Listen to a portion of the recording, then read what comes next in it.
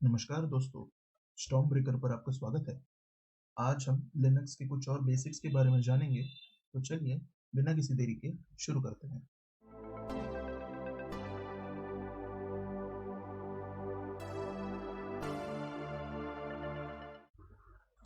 आज हम और बेसिक्स कमांड्स के बारे में सीखेंगे जो आप आगे खुद लिनक्स में यूज करेंगे जब भी आप कमांड लाइन का उपयोग करेंगे तब। तो पहला कमांड जिसके बारे में हम सीखेंगे वो है concatenate, जिसे हम टर्मिनल में कैट लिखते हैं, CAT। जी, इस कमांड के कई वेरिएशंस हैं। तो पहले मैं आपको करंट वेरिएशन के बारे में बता देता हूँ। कैट कमांड हम किसी भी फाइल को खोले बिना उसकी इंटरनल चीजें रीड करने के लिए यूज करते हैं।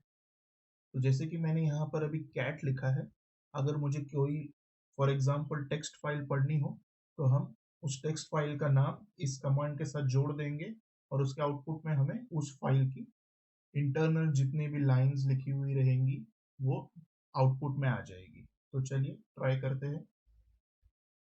तो कैट लिखने के बाद स्पेस, फाइल का नाम दे दीजिए, जैसे कि मैं यहाँ दे रहा हूँ, और एंटर। तो जैसा कि आप देख सकते हैं यहाँ पर जितने भी लिनक्स टेक्स्ट फाइल के अंदर लिखी हुई लाइंस थी, जितने कैरेक्टर्स थे, जितने वर्ड्स थे, वो सारी कैट कमांड ने प्रिंट कर दी है। ये इस कमांड का एक वेरिएशन है जानने के लिए कि इस टेक्स्ट फाइल के अंदर क्या कंटेंट था। अब हम अगला कमांड यूज कर सकते हैं, कैट के ही वेरिएशन है ये, जिसके अंदर हम लाइव एडिटिंग कर सकते हैं और उस फाइल को एडिट करके उसके टाइपिंग कंटेंट के अंदर जो भी हमें डिटेलिंग डालनी हो डालकर उसे फिर सेव कर सकते हैं। तो पहले हम लिखेंगे कैट स्पेस ग्रेटर देन का साइन और फाइल का नाम। अब आप चाहे तो जो ये करंट फाइल हम यूज कर रहे हैं उसका नाम लिखकर फिर उसमें एडिशन कर सकते हैं, या फिर आप कोई नई फाइल बनाना चाहे तो उस नई फाइल का नाम देकर आप उसके अंदर कंटेंट क्या डालना चाहे वो टाइप कर सकते हैं। तो अब मुझे एक नई फाइल बनानी है, तो मैं यहाँ पर नई फाइल का नाम लिखूंगा, तो linux3.txt, ये मेरी नई फाइल का नाम रहेगा। अब हम एंटर दबाएंगे। तो जैसा कि आप देख सकते हैं कर्सर एक ही स्पॉट पे रुक गया है, उसके आगे कुछ आया नहीं, यानी हम अभी सक्सेसफुली उस फाइल को क्रिएट कर चुके हैं और एडिटिंग मोड में है। अब हमें इस टेक्स्ट फाइल में जो भी कंटेंट डालना हो उसको हम इसमें ऐड कर सकते हैं। तो जैसे कि हमने लिनक्स टेक्स्ट में कुछ कंटेंट डाले थे, सिमिलरली हम इस लिनक्स 3.टेक्स्ट में भी कुछ कंटेंट डालेंगे। कोई भी रैंडम कंटेंट फिलहाल सीखने के लिए आप डाल दीजिए उसके अंदर।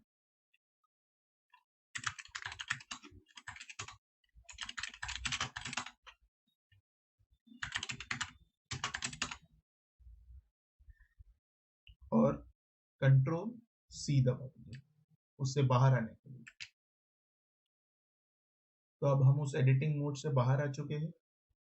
अब हमें ये देखना है क्या वो फाइल बन चुकी है, और फाइल बनने के साथ क्या उसमें वही कंटेंट आ चुके हैं जो कंटेंट हमने इनपुट दिया था। तो हम फिर से पहला कमांड जो आज हमने टाइप किया है वो डालेंगे, CAT स्पेस जो नई फाइल हमने बनाई है उसका नाम linux3.txt और एंटर दबा देंगे। तो जैसा कि आप देख सकते हैं यहाँ पर जो हमने नई फाइल बनाई थी उसकी कंटेंट जो हमने डायरेक्टली कमांड लाइन के थ्रू इनपुट दी थी वो उस फाइल में सेव हो चुकी है और उस फाइल की डिस्प्ले कैट कमांड कर रहा है। अब हम कैट कमांड का एक नया वेरिएशन सीखेंगे जिससे हम दो फाइल के कंटेंट को एक तीसरे फाइल में साथ में पेस्ट कर सकते हैं और उस तीसरे फाइल को जनरेट कर सकते हैं। इसे ऐसे समझिए जैसे कि हम मैथ्स में a plus B is equals to C करते हैं, तो a प्लस बी का वैल्यू c में कंबाइन होके ऐड हो जाता है। वैसे ही यहाँ पर हम सिमिलर प्रोसेस यूज करेंगे। तो उसके लिए हम पहले लिखेंगे कैट स्पेस linux.txt स्पेस, उसके बाद जो अभी हमने नई फाइल बनाई है linux3.txt और ग्रेटर देन का साइन देंगे, स्पेस, फिर जो हमें नई फाइल बनानी है आपको जो नई फाइल बनानी है उसका आप नाम दे दीजिए डॉट टेक्स्ट। अब जैसे कि आप ये फॉर्मेट देख सकते हैं, यहाँ पर कैट कमांड है, जो फाइल हमने पहले बनाकर रखी थी वो फाइल, जो नई फाइल हमने अभी बनाई है कमांड लाइन में उस फाइल का नाम, स्पेस ग्रेटर देन का साइन, स्पेस जो नई फाइल हमें जिसके जिसके अंदर हमें लिनक्स टेक्स्ट और लिनक्स टेक्स्ट 3 दोनों के कंटेंट पेस्ट करने हैं उसका नाम। और अब हम एंटर दबाएंगे। अब हमें देखना है कि क्या लिनक्स 4.txt फाइल बनी है, और साथ ही साथ देखना है कि क्या उसके कंटेंट जो हमने पेस्ट किए थे लिनक्स टेक्स्ट और लिनक्स 3 टेक्स्ट के वो आए हैं या नहीं। तो हम फिर से वही पहला वाला कमांड हमारा यूज करेंगे आज का, cat स्पेस लिनक्स 4.txt और एंटर दबाएंगे। तो जैसा कि आप देख सकते हैं यहाँ पर दोनों लिनक्स और लिनक्स टेक्स्ट 3 जो फाइल यहाँ पर क्रिएटेड थी उसके सारे कंटेंट पेस्ट हो चुके हैं लिनक्स 3, और ये लिनक्स 3 के कंटेंट linux.4 में। अब ये तो हो गया कैट कमांड। अब अगला कमांड हम जो सीखेंगे उसका नाम है हेड, HEAD। इस कमांड को यूज करके हम या आप जो फाइल हमें रीड करनी है, जो फाइल आपको रीड करनी है उसकी स्टार्टिंग से लेकर 10 लाइन तक बिना उस फाइल को ओपन किए रीड कर सकते हैं। कैट कमांड पूरी की पूरी फाइल को आउटपुट आपको दे देगा। कमांड लाइन में हेड कमांड स्पेसिफिक नंबर या बाय डिफॉल्ट जो 10 स्टार्टिंग लाइंस होती है उस फाइल की उसको प्रिंट कर देगा। तो अब हम अगर हेड कमांड को यूज करेंगे तो कैसे यूज करेंगे, अभी हमने एक नई फाइल बनाई है linux4.txt, उसके अंदर कुछ लाइंस है हमने जो पहले कंटेंट डाले थे उसके। तो अब हमें हेड फाइल यूज करके रीड करना है कि स्टार्टिंग के 10 लाइंस क्या है। तो हम हेड लिखेंगे फिर स्पेस linux4.txt और एंटर दबा देंगे। तो जैसे कि आप देख सकते हैं यहाँ पर 1 2 3 4 5 6 7 8 9 10 लाइन जो बाय डिफॉल्ट हेड प्रोग्राम्ड है प्रिंट करने के लिए, वो उसने linux4 टेक्स्ट में से प्रिंट कर दी। अब अगर समझिए हमें इसे थोड़ा मॉडिफाई करना है, हेड कमांड के थ्रू हमें 10 लाइन नहीं चाहिए, हमें 3 ही लाइन चाहिए रीड करने के लिए स्टार्टिंग के। तो हम क्या कर सकते हैं, हम उसमें एक पैरामीटर ऐड कर देंगे। तो उसके लिए हम टाइप करेंगे हेड स्पेस -n स्पेस जितनी लाइन हमें रीड करनी हो, जैसे कि चलिए आप 5 स्पेस और जिस फाइल को हमने रीड करना है उस फाइल का नाम, तो linux4.txt। तो जैसे कि आप देख सकते हैं यहाँ पर आपने कमांड दिया, हेड कमांड दिया, फाइल का नाम दिया, -n के साथ में पैरामीटर दे दिया कितनी लाइन रीड करनी है, और आउटपुट के अंदर ठीक वैसे ही उतनी ही लाइन रीड होकर हमारे सामने आ गई।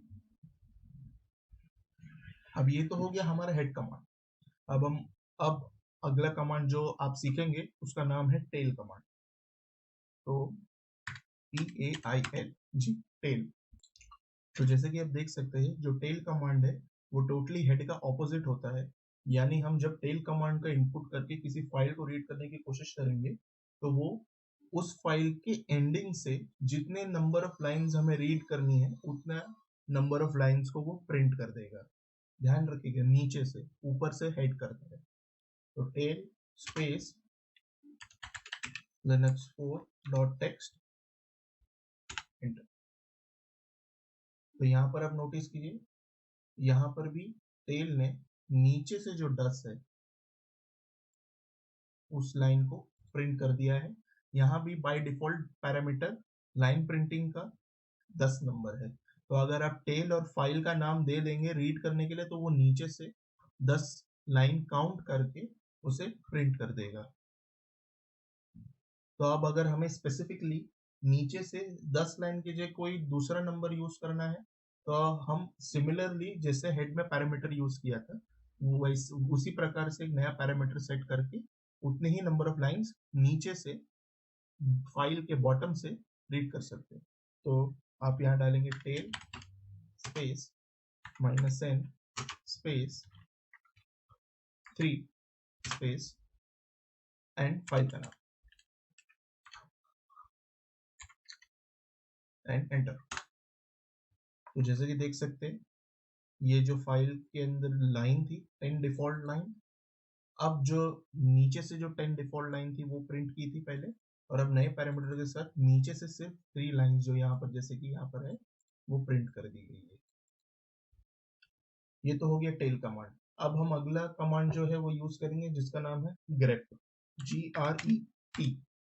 जी, जो grep कमांड है उसका यूजेज हम किसी भी लाइन, किसी भी लॉग, किसी भी टेक्स्ट या किसी भी फाइल, किसी भी प्रोग्राम कोड को अगर हम उस चीज के अंदर अगर हमें कोई स्पेसिफिक वर्ड या स्पेसिफिक लाइन ढूंढनी हो, grep कमांड यूज करके हम उसे ढूंढ सकते हैं।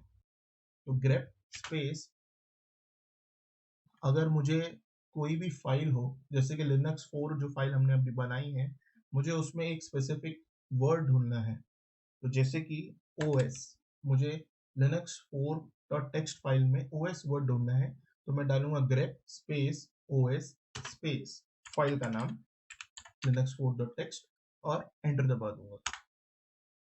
तो जैसे कि आप देख सकते हैं जिस जिस लाइन के अंदर OS शब्द था, grep कमांड ने उसी लाइन को प्रिंट कर दिया है आपके कमांड लाइन में। तो अब हम अगला कमांड जो सीखेंगे उसका नाम है diff, DIFF। diff कमांड जो है वो डिफरेंस का शॉर्ट फॉर्म है, और इस कमांड को यूजुअली जो लॉग चेकिंग करते हैं, जितने भी सिक्योरिटी ऑडिटर्स होते हैं, एसओसी एनालिस्ट्स होते हैं, और जितने भी लिनक्स के अंदर एडमिन्स होते हैं या प्रोग्रामर्स होते हैं, डेवलपर्स होते हैं, वो इस कमांड का यूज ज्यादातर करते हैं ताकि वो दो फाइल जो कि सिमिलर दिखती हो उसमें डिफरेंस देख सके कि यहाँ पर क्या डिफरेंस है, और फिर उस हिसाब से उनको जो भी फाइल को जिस हिसाब से चेंज करना हो, मैनिपुलेट करना हो, वो उसे वैसा कर सकते हैं। तो अब हम यहाँ पर दो टेक्स्ट फाइल का यूज करेंगे, जैसे कि यहाँ पर डिफरेंस स्पेस, मुझे लिनक्स और लिनक्स 4 टेक्स्ट का डिफरेंस देखना है, तो हम यहाँ पर चेक करेंगे Linux dot text and Linux 4 dot text. अब हम एंटर दबाएंगे। जैसे कि आप देख सकते हैं जो डिफरेंस इन दोनों टेक्स्ट फाइल्स में थी सिमिलैरिटी के बाद में, वो diff कमांड ने प्रिंट कर दी है। अब हम अगला कमांड जो यूज करेंगे उसका नाम है locate, LOCATE। जो ये locate कमांड है, ये locate कमांड हम यूज करते हैं फाइल्स को ढूंढने के लिए, डायरेक्टरी को ढूंढने के लिए, फोल्डर्स को ढूंढने के लिए, या फिर उसी वर्ड को जिसे हमने ढूंढना है उसके पाथ ढूंढने के लिए लिनक्स सिस्टम के अंदर। लोकेट कमांड यूनिवर्सली वर्क करता है, तो अगर हम लोकेट कमांड यूज कर किसी चीज को ढूंढ रहे हैं तो लोकेट कमांड पूरे की पूरी डायरेक्टरी आपकी लिनक्स की यूजर की उसमें ढूंढ लेगा। अगर ऐसी कोई सिमिलर वर्ड्स के या सिमिलर पाथ नेम के या फिर कोई ऐसी फाइल होगी जो इस वर्ड से मिलती जुलती होगी, तो लोकेट कमांड प्रिंट कर देगा। तो लोकेट स्पेस फाइल का नाम, जैसे कि मुझे यहाँ पर ढूंढना हो जिट फाइल, आप यहाँ पर कोई भी दूसरा नाम दे सकते हैं, जो फाइल आपको ढूंढनी हो उस फाइल का नाम आप दे सकते हैं और एंटर। तो जैसे कि आप देख सकते हैं मुझे जिट फाइल्स नाम का फोल्डर ढूंढना था, मैंने यहाँ जिट फाइल नाम का इनपुट दिया लोकेट कमांड के बाद, और यहाँ पर जितने भी जिट फाइल से रिलेटेड फाइल्स है और खुद जिट फाइल वो लोकेशन के साथ में प्रिंट हो गई है। लोकेट के अलावा दूसरा भी एक कमांड है जिसका हम यूज कर सकते हैं, जिसका नाम है लोकेट स्पेस -i जिट फाइल। अब अगर हम ध्यान से देखें और लिनक्स के बारे में अगर आपको थोड़ी जानकारी हो, तो लिनक्स केस सेंसिटिव तरीके से काम करता है, जिसका मतलब ये है कि आपके पास कोई भी फाइल हो या कोई भी पाथ हो जिसको आप कमांड लाइन के थ्रू या नॉर्मली भी एक्सेस करते हैं, तो अगर आपने उसमें कैप्स यूज किया है तो वो फाइल अलग बनेगी, और अगर कैप्स यूज नहीं किया है तो वो फाइल अलग बनेगी। इसलिए लिनक्स को केस सेंसिटिव कहा जाता है। तो जैसे कि मैंने अभी लोकेट ऊपर यूज किया था, और लोकेट यूज करने पर मैंने जिट फाइल्स को यूज किया, क्योंकि जिट फाइल्स सारी स्मॉल कैप्स में थी और वैसी फाइल मौजूद थी, इसलिए सर्च हो गई। अगर ध्यान से देखेंगे तो लोकेट ने सिर्फ जितने भी स्मॉल जिट फाइल्स में लिखे हुए फाइल या लोकेशन थी उसको ढूंढ के सामने हम प्रिंट कर दिया। अगर मुझे ये कंफ्यूजन हो कि लोकेट के साथ में जो फाइल मुझे डालकर ढूंढनी है वो केस सेंसिटिव है या नहीं, तो हम -i का पैरामीटर यूज करते हैं, और फिर जो फाइल का नाम हमें जो याद हो उस फाइल को, चाहे वो स्मॉल कैप्स में हो बिग कैप्स में हो, तब वो केस इनसेंसिटिव कमांड तरीके से ढूंढता है। तब वो केस नहीं देखता, वो सिर्फ सिमिलर अल्फाबेट्स या जो कैरेक्टर्स आपने यूज किए उसको ढूंढकर जितने भी आउटपुट है उसको प्रिंट करता है। तो देखिए ओरिजिनली जिट फाइल्स स्मॉल में है, मैं यहाँ लार्ज में यूज कर रहा हूँ, तो यहाँ पर एंटर दबाएंगे तो सिमिलर आउटपुट जो जिट फाइल्स नॉर्मली लोकेट जिट फाइल्स में दी थी वो आई के साथ में दे दिया है। अगला कमांड जो सीखेंगे उसका नाम है path find, sorry FIND। Find command है लोकेट कमांड के फंक्शन सेम दिखते हैं, पर फाइंड का डिफरेंस ये है कि फाइंड कमांड आप सिर्फ वहीं यूज कर सकते हैं जहां पर वो लोकेशन में मौजूद हो, और फिर फाइल का नाम भी पता होना चाहिए। अगर ये दोनों चीज नहीं पता तो फाइंड हम यूज नहीं कर सकते, फिर हमें लोकेट के भरोसे ही रहना होगा। तो फाइंड स्पेस जिस फाइल को आपको ढूंढना है उसका लोकेशन, ये ध्यान रखना कि लोकेशन का जो बहुत अहमियत है फाइंड में, तो अगर लोकेशन नहीं पता तो फाइंड कमांड यूज नहीं कर सकते, तो एक रफ लोकेशन भी मालूमात होनी चाहिए। तो होम स्पेस एंड यहाँ पर मुझे ढूंढनी है -ने लिनक्स फाइल।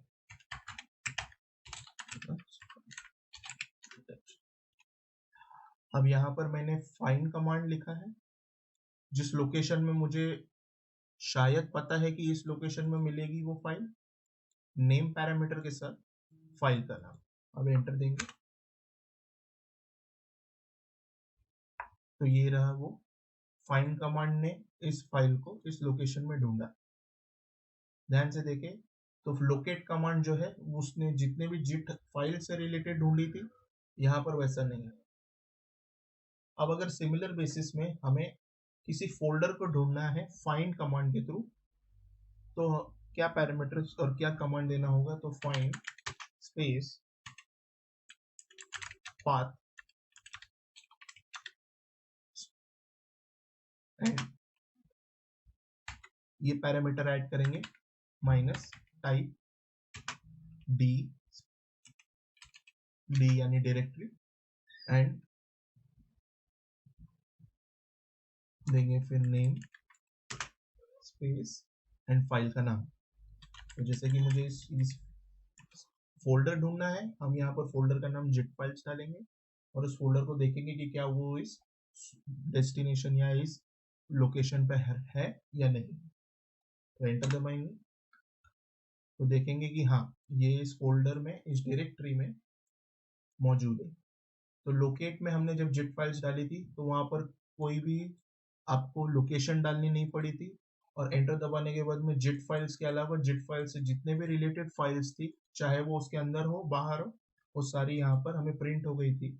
और फाइंड में सिर्फ जिट फाइल्स एग्जैक्टली स्पेसिफिकली सिर्फ उसने जिट फाइल्स ढूंढी और उसका लोकेशन के साथ पेस्ट कर।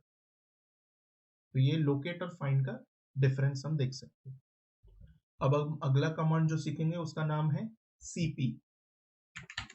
cp कमांड जो है वो कॉपी करने के लिए यूज करते हैं कमांड लाइन यूज करके। तो अब हम cp कमांड यूज करके जो टेक्स्ट फाइल्स हमने बनाई थी उसको कॉपी करेंगे और सीखेंगे कि cp कैसे काम करता है। तो cp स्पेस जो फाइल का नाम करंटली cp यूज करने के लिए उसी source folder destination source directory में आपको रहना होता है, क्योंकि उसके बिना सीपी काम नहीं करेगा। तो सीपी स्पेस जो फाइल आपको पेस्ट करनी हो दूसरी जगह पर, तो लिनक्स 3.txt स्पेस, और यहाँ पर हम डेस्टिनेशन लोकेशन लिखेंगे जहां हमें इसे कॉपी करना है। तो जैसे कि हम देंगे डेस्टिनेशन फाइल्स, और यहाँ पर हमें इसे पेस्ट करना है। डेस्टिनेशन देने के बाद हम एंटर दबा सकते हैं।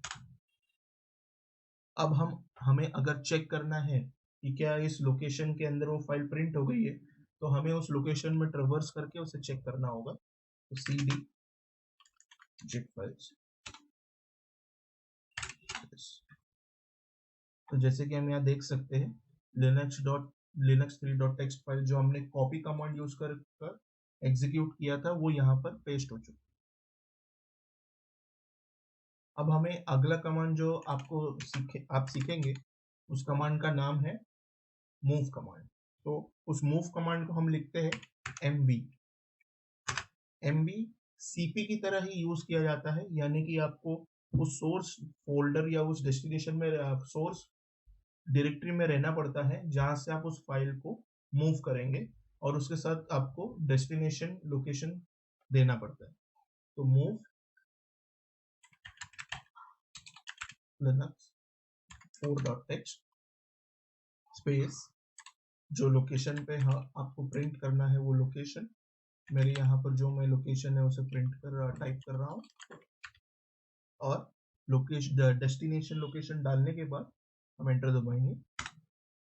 अब हमें चेक करना है कि क्या वो मूव हो चुका है या नहीं। तो करंट फोल्डर देख सकते हैं, करंट फोल्डर में आप देखेंगे लिनक्स 4.txt नहीं है। अब क्या वो मूव हो चुका है या नहीं उस फोल्डर में, तो हम उसके लिए उस फोल्डर को खोलेंगे जिस फोल्डर में हमने मूव किया था, और जैसे कि देख सकते हैं जो फोल्डर हमने मूव किया था मूव कमांड के थ्रू वो यहाँ पर पेस्ट हो चुकी है। अब हम अगला कमांड जो देखेंगे उसका नाम है df। df कमांड आपकी जो डिस्क फॉर्म फैक्टर है उसको रिप्रेजेंट करती है, यानी कि आपकी जो हार्ड डिस्क है उसमें कितनी पार्टीशंस बनी हुई है, उस पार्टीशंस के अंदर कौन से यूजर के फोल्डर्स हैं, और उस फोल्डर्स और डायरेक्टरीज की क्या स्पेस अवेलेबिलिटी है और कितना स्पेस उन्होंने कंज्यूम किया हुआ है, वो ब्लॉक साइज में आप देख सकते हैं। और अगर हमें उससे थोड़ा अलग देखना है, ब्लॉक साइज बहुत ही कॉम्प्लिकेटेड हो जाता है। अगर सिंपल वे में समझना है तो उसे मेगाबाइट्स किलोबाइट्स में हम समझ सकते हैं। तो उसके लिए हमें df के साथ एक पैरामीटर जोड़ना होगा, df स्पेस माइनस और एंटर। तो जैसे कि आप देख सकते हैं यहाँ पर जो अभी आपको ब्लॉक साइज दिख रही है वो मेगाबाइट्स में है। सिमिलर जो जैसे कि अभी होम का एग्जांपल ले लीजिए, तो होम जो डायरेक्टरी है यहाँ पर उसकी जो साइज थी ये अवेलेबल वो ब्लॉक साइज में थी, पर अभी जो ब्लॉक साइज जो पहली ब्लॉक साइज थी वो किलोबाइट्स में थी। अभी जो ब्लॉक साइज अवेलेबिलिटी दिखा रहा है वो मेगाबाइट्स में दिखा रहा है, ये मेगाबाइट्स किलोबाइट्स। तो अब हम दूसरे कमांड जिसको हम सीखेंगे उसका नाम है du कमांड यूज करके हम जो करंट डायरेक्टरी में हम अभी मौजूद है उसकी डिस्क यूजेज देख सकते हैं। डिस्क यूजेज के अंदर हम उस करंट डायरेक्टरी की फाइल्स को देख सकते हैं, जैसे कि मैंने अभी du जिट फाइल्स के जिस जिट फाइल के अंदर से एग्जीक्यूट किया था। तो जिट फाइल्स में जितने भी फोल्डर्स है और उसके अंदर जितने भी फाइल्स है उनका नाम, उनका लोकेशन और वो कितना साइज कंज्यूम करते हैं ब्लॉक साइज में, उसकी प्रिंट हो जाती है हमारे कमांड लाइन में। तो अब हमें अगर इसको थोड़ा और इजी वे में देखना है, ब्लॉक साइज जो है वो बहुत कॉम्प्लिकेटेड हो जाता है, बहुत डेप्थ में हो जाता है, थोड़ा इजीली देखना है, किलोबाइट्स मेगाबाइट्स गीगाबाइट्स में देखना है, तो हमें du के साथ में du space minus h parameter जोड़ना होगा, और फिर हम जब एंटर दबाएंगे तो अब आप देख सकते हैं सिमिलर आउटपुट प्रिंट हुआ है कमांड लाइन में, मगर फर्क ये है कि यहाँ पर किलोबाइट्स एंड मेगाबाइट्स में आपको साइज दिखेगी with location and file name. अब जो आज का हम आखिरी कमांड सीखेंगे उसका नाम है chown। जी, chown ओनरशिप चेंज करने के लिए यूज किया जाता है, किसी फाइल या फोल्डर की ओनरशिप बदलने के लिए, या हमें उस फाइल या फोल्डर की ओनरशिप ग्रांट करने के लिए। तो जैसे कि अभी फॉर एग्जांपल जिट फाइल्स के अंदर इतनी फाइल्स और फोल्डर्स अवेलेबल हैं, तो अब अगर हमें इसमें देखना है कि इनके एक्चुअल ओनर्स कौन है, तो हम जो पिछले वीडियो में हमने जो कमांड डाला था ls स्पेस -l टाइप करके एग्जीक्यूट करेंगे, तो यहाँ पर एक प्रिंट फाइल आती है जो कि सिमिलर थी, जिसमें फोल्डर के नाम, फाइल्स के नाम है, उनका एग्जीक्यूशन कब, उन फाइल कब बनी थी, वो कितना साइज कंज्यूम करती है, और उसके ओनर और परमिशंस किस किस ओनर को दिए गए हैं। तो ध्यान से अगर देखें तो आपको ये पूरी डिटेल दिख जाएगी, मगर ये थोड़ा कंफ्यूजिंग लगता है, dr wxr xr -x, है ना। तो ये है क्या, ये आप कोई किसी भी फोल्डर में जाके किसी भी डायरेक्टरी में आप अगर ये ls -l का एग्जीक्यूट करेंगे तो ये आपको हर जगह दिखेगा। तो इसका मतलब क्या होता है, अगर हमें chown सीखना है तो इसका मतलब समझना होगा। तो यहाँ पर थोड़ा ध्यान दीजिएगा। तो आप जैसे देख सकते हैं मैंने ठीक वैसा ही पैटर्न यहाँ पर लिखा हुआ है, rwx r -xr -x। तो ये जो पैटर्न है, इस पैटर्न के अंदर आपको लिनक्स जो फाइल सिस्टम है वो ये बताती है कि admin, root, group, user group और पब्लिक, ये तीन जो ग्रुप्स होते हैं, इनको किस प्रकार की परमिशंस उस फोल्डर या फाइल के ऊपर मिली हुई है।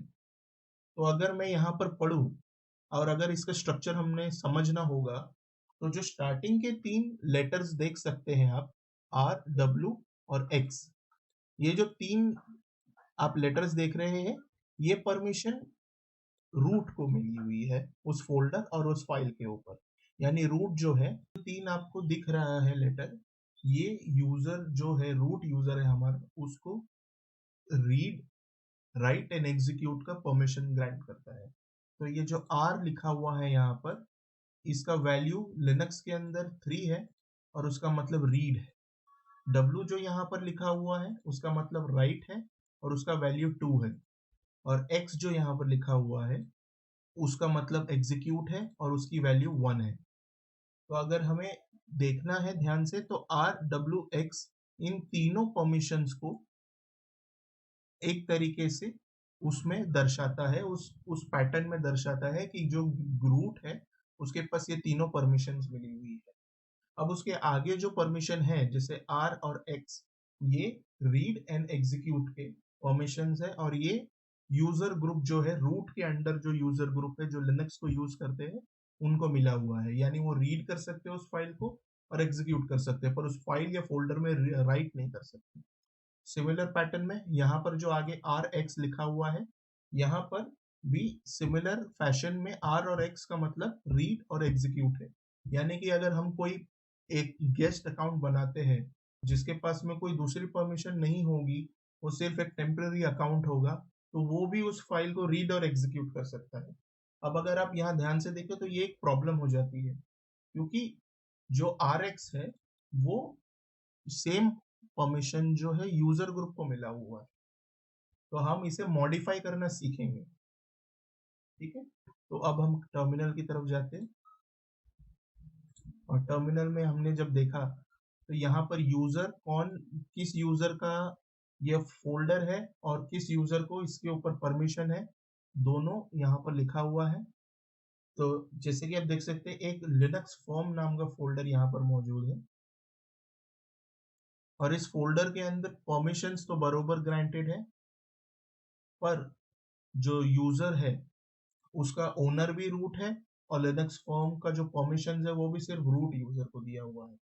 तो अगर हमें इसे चेंज करना है, हम जो अभी करंटली यूजर यूज कर रहे हैं उस यूजर को इस फोल्डर की परमिशन ग्रांट करनी है तो हम chown यूज कर उस यूजर को उस फोल्डर का ओनर बना सकते हैं, उसे उसकी परमिशन ग्रांट कर सकते हैं। तो अब हम उस कमांड को कैसे यूज करेंगे? अब क्योंकि ये रूट के अंडर आता है, दोनों जो ओनरशिप एंड परमिशन है वो रूट के अंडर है, हमें sudo यूज करना होगा। तो हम पहले डालेंगे sudo स्पेस chown स्पेस हमने जो जिस यूजर को उसका परमिशन देना है, जिसको उसकी ओनरशिप ट्रांसफर करनी है, उस ओनर का नाम स्पेस और जिस फाइल या फोल्डर को हमें करना है ओनरशिप के अंडर चेंज, उसका नाम। तो यहाँ पर लिनक्स फॉर्म। अब क्योंकि ये एक फोल्डर है तो फोल्डर के अंदर भी दूसरी फाइल्स हो सकती है। अगर हम इसे डायरेक्टली एग्जीक्यूट करते हैं तो फोल्डर के अंदर की फाइल्स की परमिशन भी रूट के पास ही रहेंगे, सिर्फ फोल्डर की परमिशन जो होगी वो यूजर के पास आएगी। तो क्योंकि ये फोल्डर है, हमें इसके अंदर के कंटेंट्स को भी हमारे अंडर ओनरशिप देनी है, हमने इसके ओनर बनना है, परमिशन हमें लेनी है। तो हम यहाँ पर एक एक्स्ट्रा पैरामीटर लगाएंगे -r और एंटर दबाएंगे। अब यहाँ sudo के तहत हमें पासवर्ड डालना होगा ताकि रूट एग्जीक्यूट कर सके, रूट परमिशन लेने के बाद हम इस कमांड को एग्जीक्यूट कर सके। तो यहाँ पर हम पासवर्ड डालेंगे और एंटर। तो जैसे कि देख सकते हैं आप, कमांड जो है वो एग्जीक्यूट हो चुका है। अब हमें अगर चेक करना है कि इसकी जो ओनरशिप है वो रूट से चेंज हुई है या नहीं, तो हम फिर से ls स्पेस -l कमांड देकर देख सकते हैं। तो जो पहले आप देख सकते थे यहाँ पर रूट था लिनक्स फॉर्म फोल्डर के लिए, पर अब यहाँ पर यूजर नेम एंड रूट आ चुका है लिनक्स फॉर्म के लिए। यानी अब हम इस फोल्डर के ओनर बन चुके हैं अलोंग विद रूट, हमें भी वो परमिशंस मिली है जो रूट के पास में।